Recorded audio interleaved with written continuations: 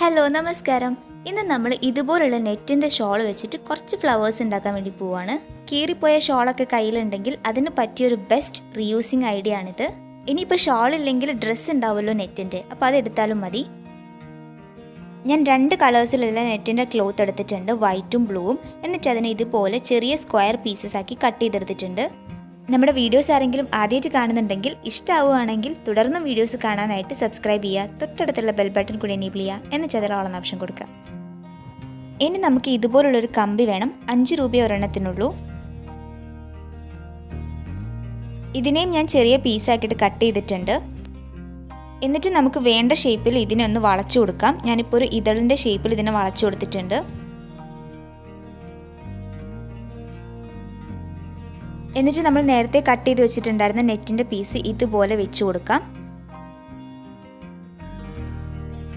എന്നിട്ട് ബാക്കി വരുന്ന പീസസ് ഇതുപോലെ ബാക്കിലേക്ക് മടക്കി കൊടുക്കുന്നുണ്ട്.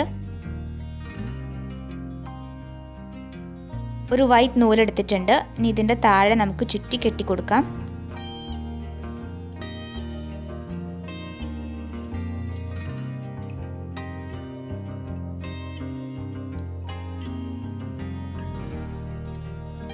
ഒരു പെന്ന് വെച്ചിട്ട് ഇതുപോലെ പുറത്തേക്ക് വളച്ചു കൊടുക്കുന്നുണ്ട്. അപ്പം നമുക്ക് ഇഷ്ടമുള്ള ഷേപ്പിൽ ഇതേപോലെ വളച്ചു കൊടുക്കാവുന്നതാണ്.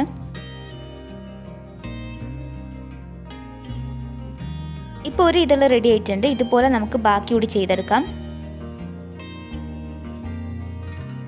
ഇത് സെൻറ്ററിൽ വെക്കാനുള്ള ഇതളാണ്. അപ്പോൾ അതിനെയാണ് ഇങ്ങനെ ഒന്ന് മടക്കി കൊടുക്കുന്നത്. ബാക്കി ഇതളുകൾ ചുറ്റും ഇങ്ങനെ വെച്ചു കൊടുക്കാം.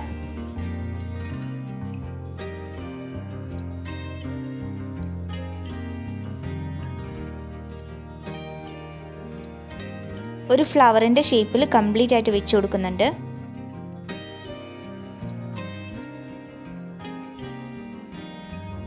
എന്നിട്ട് നേരത്തെ ചെയ്തതുപോലെ താഴെ ഭാഗത്ത് ഫുൾ നൂല് ചുറ്റി കെട്ടിക്കൊടുക്കാം.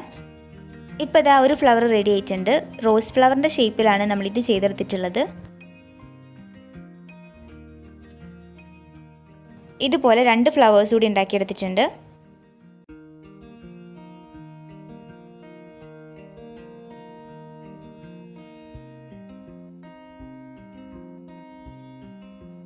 അപ്പോൾ അങ്ങനെ നമ്മൾ വളരെ സിമ്പിളായിട്ട് തന്നെ നമ്മുടെ പഴയ ഷോൾ വെച്ചിട്ട് കുറച്ച് ഫ്ലവേഴ്സ് ഉണ്ടാക്കിയെടുത്തിട്ടുണ്ട്.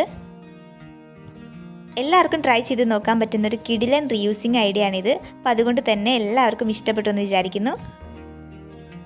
തുടർന്നും ഇതുപോലുള്ള വീഡിയോസ് കാണാനായിട്ട് സബ്സ്ക്രൈബ് ചെയ്യുക, തൊട്ടടുത്തുള്ള ബെൽ ബട്ടൺ എനേബിൾ ചെയ്യുക, എന്നിട്ട് അതിൽ ഓൾ എന്ന ഓപ്ഷൻ കൊടുക്കുക.